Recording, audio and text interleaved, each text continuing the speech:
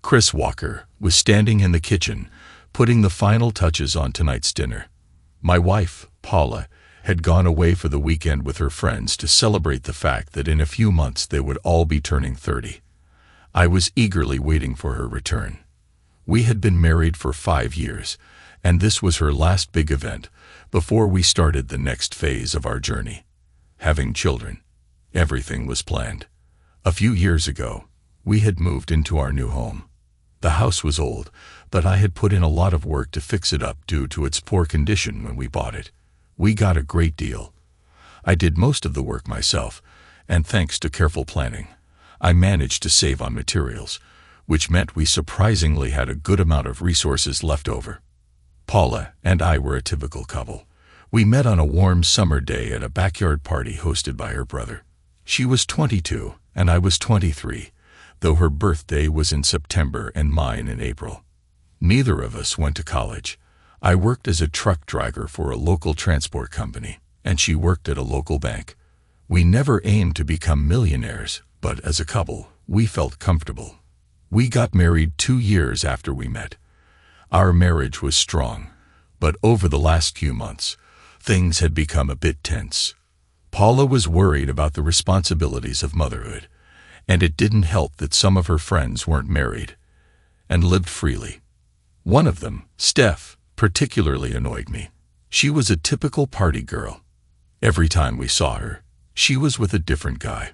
Once, I asked her what she wanted to do in life, and she replied, "I want to be a woman who sleeps around." I figured she was good at it. I heard Paula's car pull up to the house and checked the timer on the oven. The lasagna would be ready in 10 minutes. The red wine was already open and breathing. The garlic bread toasted and cooling, and the salad was in the fridge, waiting to be served. When I turned around, Paula was walking through the door, and I knew immediately she had cheated on me. How did I know? The smug smile on her face, the glimmer in her eyes that said, "I did it, and there's nothing you can do about it," and the carefree strut in her step screamed, "You'll never find out." I stood frozen as she looked me in the eyes. In an instant, she realized I had figured it out and quickly averted her gaze from my intense stare. She dropped her bag and ran to me, saying, "Oh, Chris, I need you so much. Take me." I dodged her advance with a quick sidestep and replied, "No thanks, that's not necessary." Her perfect face turned into a blank mask. She didn't know what to do next. "I'm Paula Walker, and I'm about to turn 30. I'm ready to become a mother." The decision to become parents was almost unconscious. About 6 months ago, my husband Chris and I were making love. It was slow and gentle, and for some reason, I whispered in his ear, "Oh God, I forgot to take my pill this morning." His reaction surprised me. The slow caresses stopped, and he became almost primal. The only way to describe what we did after that was sheer passion, and our mutual climax was mind-blowing. When we both came back to our senses, I began running my fingers through the hair on his chest and said, "Judging by that performance, someone wants to be a dad." About 2 years ago, I brought up the topic of having children, but Chris brushed me off. At the time, he had a lot of work to do on the house. He was right when he said the house wasn't suitable for a baby and might even be dangerous for young children. So I didn't push the subject further. This time, it seemed like the door was open. Chris smiled. "Did you really forget to take your pill this morning?" I laughed. "You know I didn't mean it, but my body told me to say it. I wanted a baby." "No, that's not right. I wanted your baby, and my body needed to know your reaction. I've always been a planner, so we began to map things out. One of the key factors for me was choosing a time when our child would be one of the oldest in their class. Yes, I read all the studies, and having a child who is the oldest in class does help. So the plan was to stop taking the pill in 4 months. Only after I told the girls that we were thinking about starting a family did I realize the enormity of what I was doing. I had always been the quiet one in the group. All of my friends, especially Steph, had been dating since high school. Their boyfriends came and went in an endless stream. Steph, in particular, felt it was her duty to sleep with as many men as possible. I, on the other hand, was the good girl. I saved myself for my wedding day.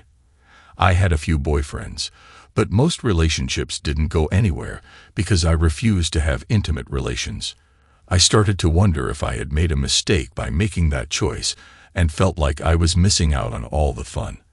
I decided to loosen up and live as freely as the others, and then that's when the party happened, and Chris came into my life.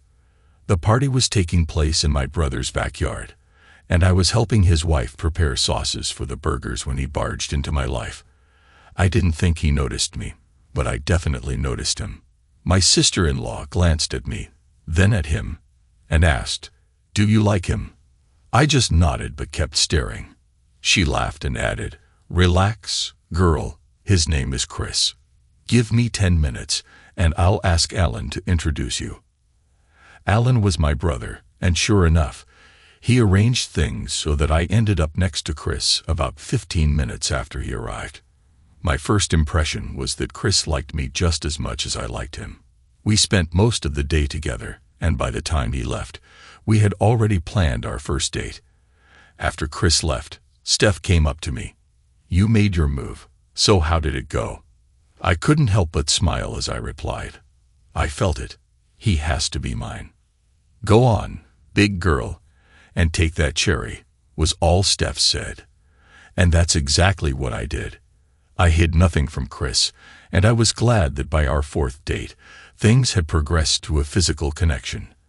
Our nearly 7 years together had been wonderful, but the thought of soon being tied down made me feel an itch. An itch that whispered, "You need something else, something just for yourself." I couldn't talk to Chris about it, because I knew how he would react. If he even suspected that I might cheat, he would abandon the idea of having kids with me, and might even divorce me. I would never ask for permission to have an affair, so I started talking to Steph.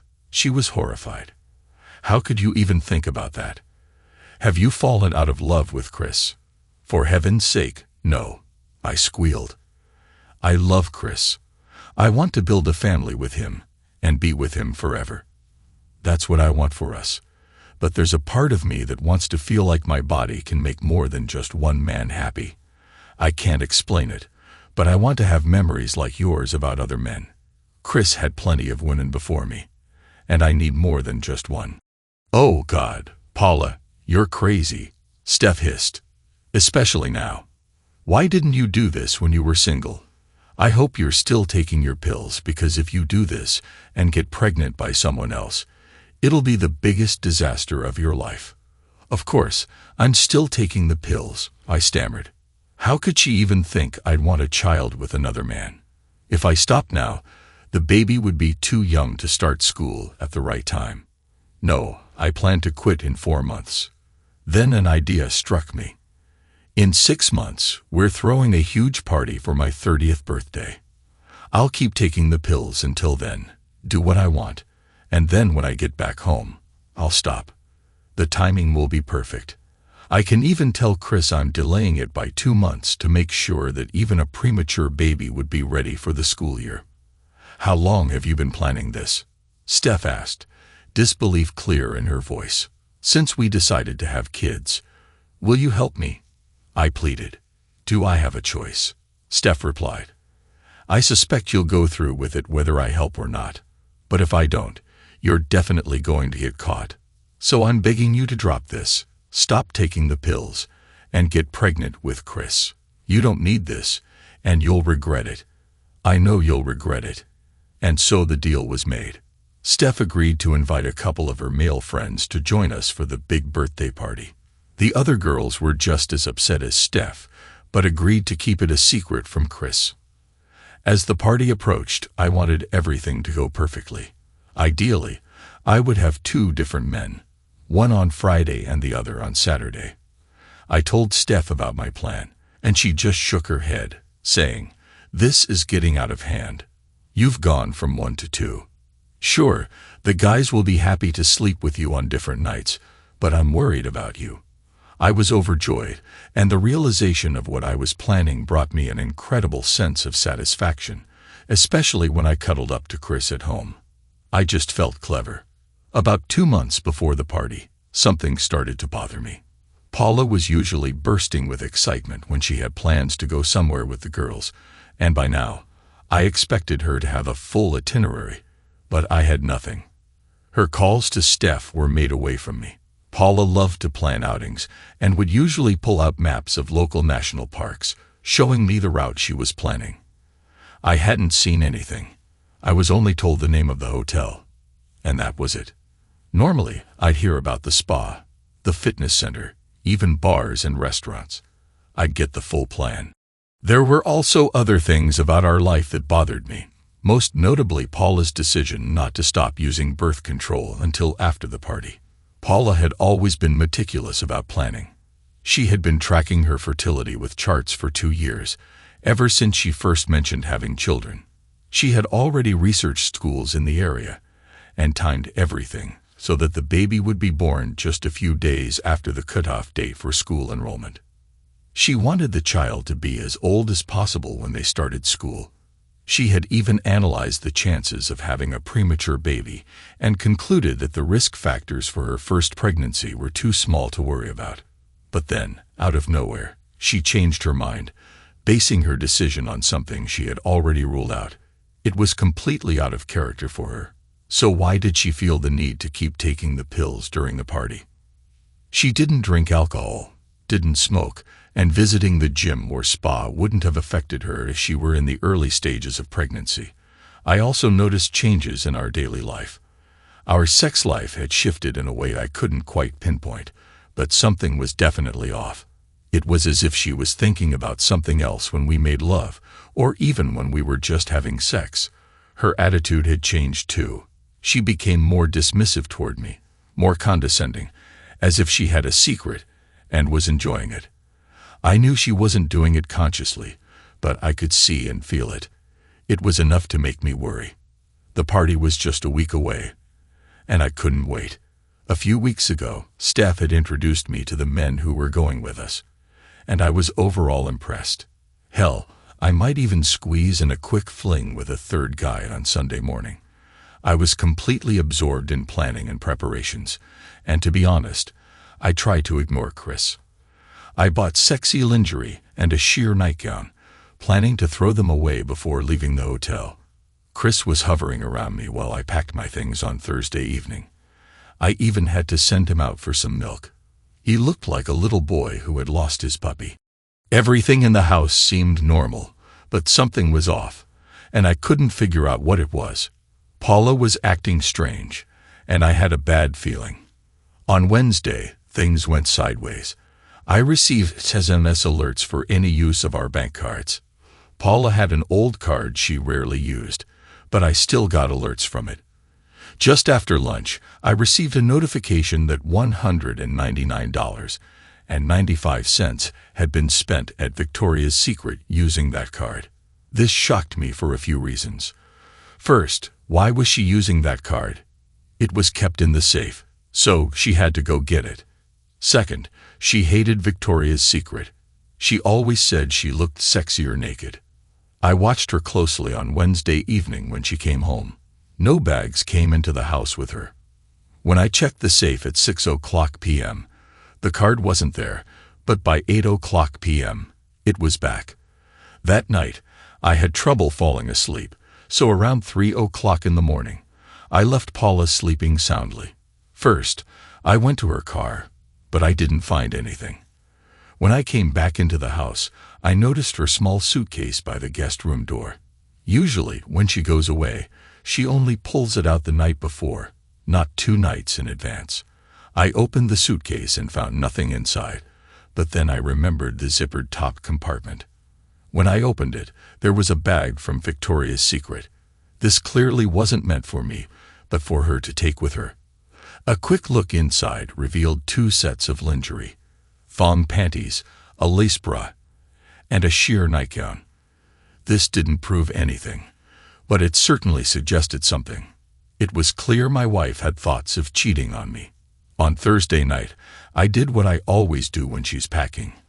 I sat on the bed to talk, but she wasn't interested in talking and eventually told me to go to the store for milk. I left the house feeling pretty low. We always made love before she left for a trip, but that night, Paula said no. Apparently, she had just gotten her hair done and didn't want me to mess it up in the heat of the moment. I wasn't happy. Friday morning came, and I was up at the crack of dawn. I was on cloud nine. This weekend was my last hurrah. And next week, I was going to get serious about having a baby. I was sipping my morning coffee when Chris walked into the kitchen. He looked terrible. I asked, "What's wrong?" "You look like you haven't slept all night." Chris grabbed the coffee pot, poured himself a cup of black coffee, and then did something unusual for him. He stirred in some sugar before answering. "No, I had a horrible night. I've got this terrible feeling like life is about to fall apart." I wasn't really paying attention to what he was saying and just nodded, replying, "Well, try to get some rest. You know what's coming next week." I flashed him a flirty smile and winked. Glancing quickly at the clock, I jumped up and added, "I got to go. I'm leaving work at noon. I'll take Steph, and Karen will ride with Megan." Chris nodded, then asked, "Why are you taking 2 cars? You could all probably fit into one." I hadn't thought about that. We needed 2 cars because there were 8 of us, 4 girls and 4 guys. But I couldn't tell Chris that. I was pleased with my quick response. Karen has to stop by her aunt's on the way back, so she needs her own car. I quickly kissed Chris on the cheek and ran out the door before he could ask any more questions, especially since Karen's aunt had passed away 2 years ago. I just hoped he had forgotten. The drive to work and the first half of the day flew by. At noon, I received a text from Steph saying that she and 2 of the guys were waiting for me at the agreed-upon spot. We had chosen a secluded park for the meetup, so no one would see the men getting into my car. Karen was also at the park, and we headed to the hotel in a convoy. Arriving around 2:00 p.m., my escape from reality had begun, and I intended to make the most of it. As I walked down the stairs, the weight of a million shattered dreams rested on my shoulders. Paula was drinking her coffee with a smile, or was it more of a smirk? She glanced at me and asked, "What's wrong? You look like you didn't sleep all night." She was right. I hadn't slept, and it was because of her. I answered cryptically to see if she'd understand. "No, I had a terrible night. I have this awful feeling like life is about to fall off a cliff." It went over her head, and she responded, "Well, try to get some rest. You know what's happening next week." That made me feel even worse. If she was planning to do what I suspected, did she really think we'd be having children next week? If she went through with this, we'd be getting a divorce by next week. Her attempt at a flirty smile and wink fell flat, but she ran out the door again, giving me a quick peck on the cheek, as if to say, "You don't matter. I have more exciting things to do." I sat down at the table and took a sip of my coffee. Why had I put sugar in it? I dumped it out and poured myself a fresh cup, this time without sugar. That felt much more fitting for the moment. My next thought was to try to catch up with the 2 cars, but that didn't make sense. Why did the mention of Karen visiting her aunt feel so forced? It was another unsettling piece of the puzzle, and I didn't like it. Everything felt wrong. It was time to take action. I had to know what she was really up to. I called my friend Dave, who worked as an investigator at a law firm. After a few pleasantries, I asked, "Dave, I need to find out what someone is up to. How do I do that?" Dave's voice shifted from friendly to professional. "Who is this person, and what do you think they're doing?" I didn't want to drag Dave into my personal life, so I asked, "Why does that matter?" "Because there are different ways to approach this," Dave replied. "I need to know what your goal is before I can advise you." Unfortunately, that made sense, so I began. "Dave, this stays between us, okay?" He grumbled. "All right." I continued. "Paula went away for the weekend with Steph and the girls. I've got a bad feeling that Steph convinced her to cheat on me. I heard a long sigh before Dave came back on the line. All right, you need a private investigator. We've got someone for that. Send me the name of the hotel and a photo of Paula. I'll set it up for you. I owe you one, so this will be on the house. With that, he hung up. Clearly, this was all business. I emailed Dave everything he asked for. He called me back shortly after. Okay, the private investigator will check everything out. We'll have a report for you by Tuesday. My advice: try to forget about it until then. Don't go near the hotel, and only call Paula at the times you've agreed on. We need you to act as normal as possible so she behaves normally too. I know it's tough, and it might feel like I'm asking you to let your wife cheat, but sometimes life throws crap at you, and you have to deal with it. On Friday, I actually went to work, but my boss sent me home because I looked unfit to drive. I spent most of the day wallowing in self-pity, then went to a bar, had a beer, came back, and sat down to watch a football game. Though I couldn't tell you who was playing, let alone the score. Saturday, I worked in the yard, ate some pizza, and went to bed early. On Sunday, I went shopping for something to make for dinner. Even if my marriage fell apart by Tuesday, I at least wanted to enjoy the rest of the weekend at home. At the hotel, only 4 rooms were booked. Steph came over to me and whispered, "Would you do me a favor and leave so I can just sleep with Chris this weekend?" I looked at her and said, "Why would I do that? This is my little adventure. Please don't ruin it for me." She took a deep breath, then grabbed Mark's hand and placed it over mine. "Mark, take care of my little Paula," she said before leaving, holding Mike's hand. Mark and I went up to the room, and it was amazing.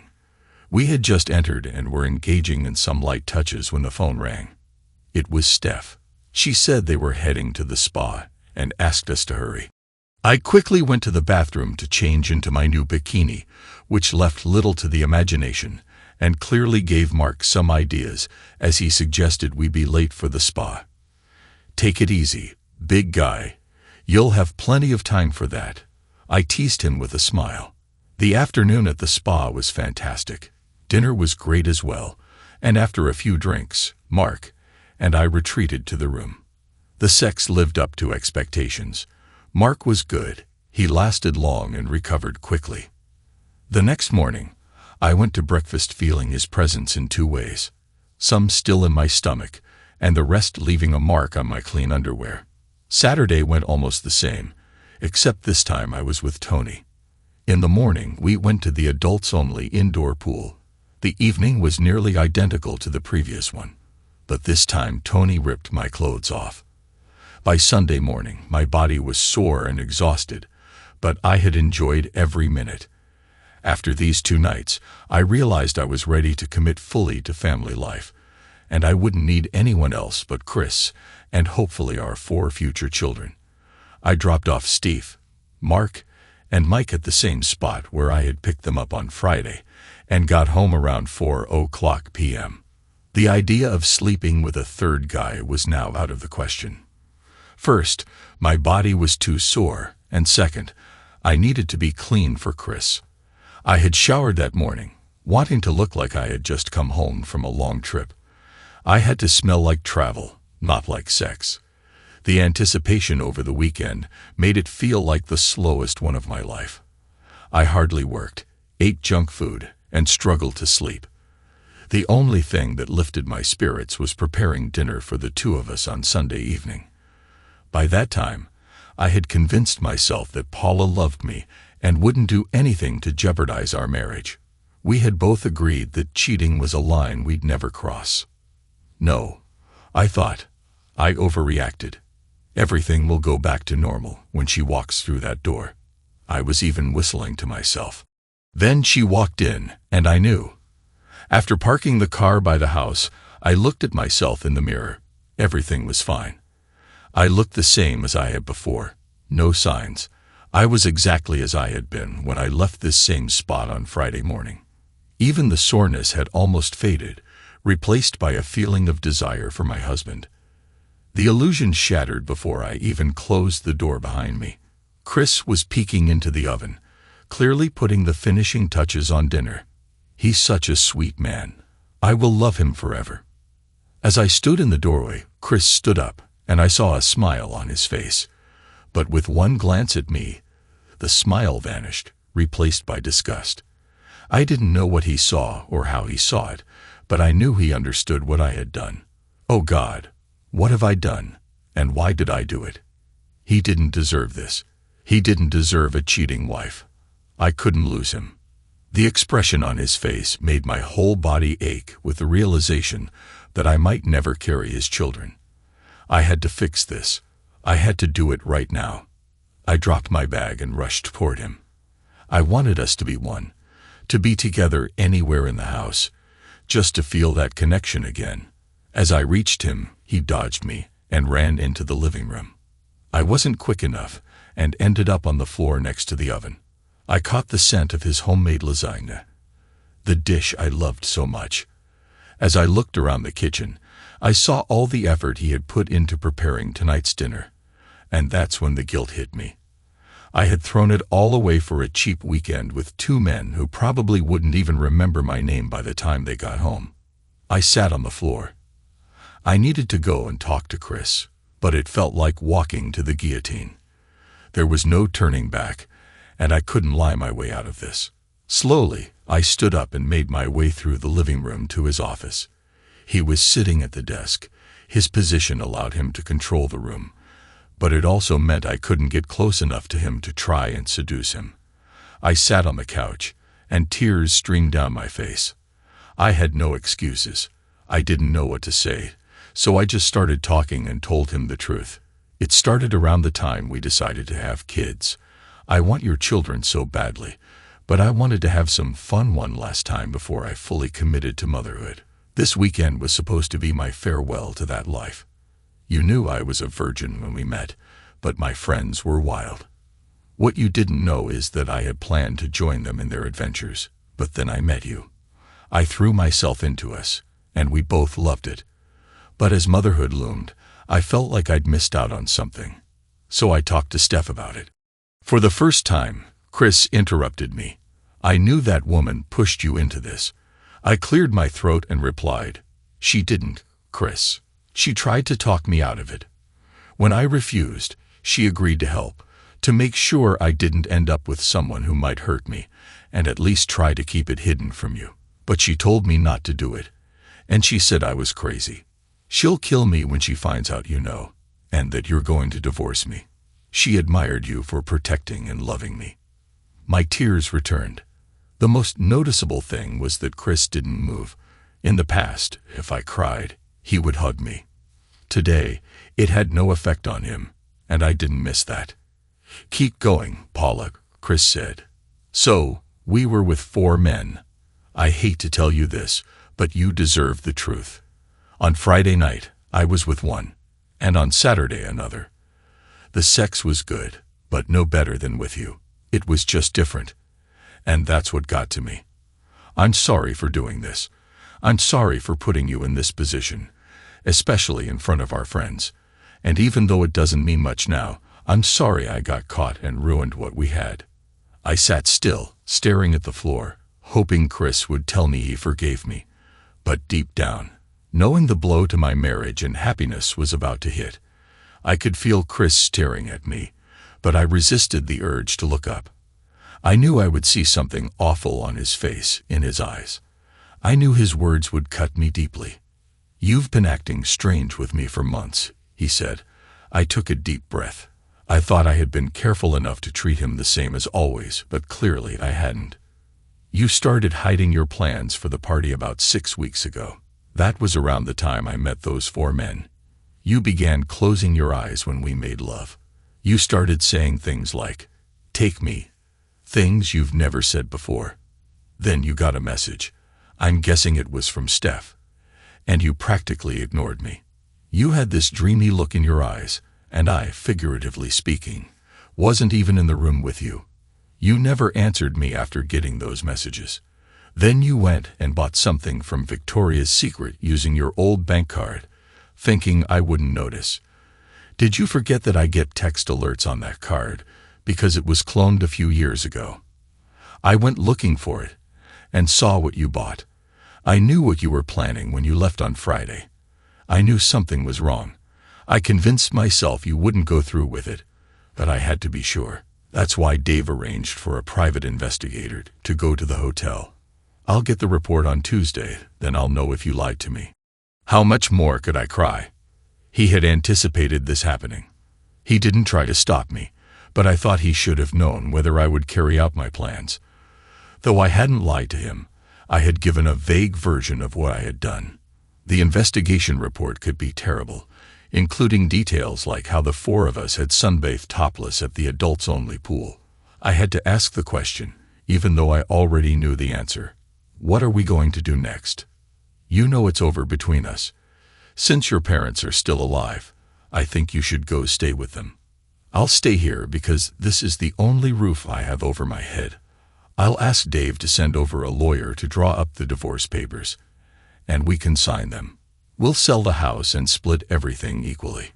If you agree not to fight this, we can file for divorce based on irreconcilable differences, split everything evenly with no spousal support, and no need for counseling. If you resist, I'll use the report from the private investigator. It won't change the division of assets, but the information will become public, and everyone will know. What could I do? I said, "All right," and went to pack my things. When Paula walked out of the house, the enormity of what had happened hit me. My mother had passed away 5 years ago, and my father just a year after that.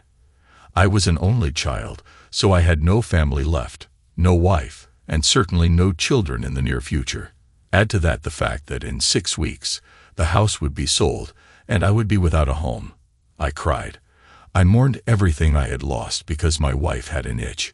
I sat in the car, staring at the house that was once my home. At that moment, I had no more tears left. When I arrived at my parents' house, it felt like I was starting over, but there would be even less sympathy there, if that was possible. As I was leaving, I called Steph. "Steph," he knew. I sobbed into the phone, and the tears started streaming down my cheeks again. "Oh, Dan, I told you this was a terrible idea, and getting caught was always the biggest risk." How did he find out? Steph's concern was focused on the how.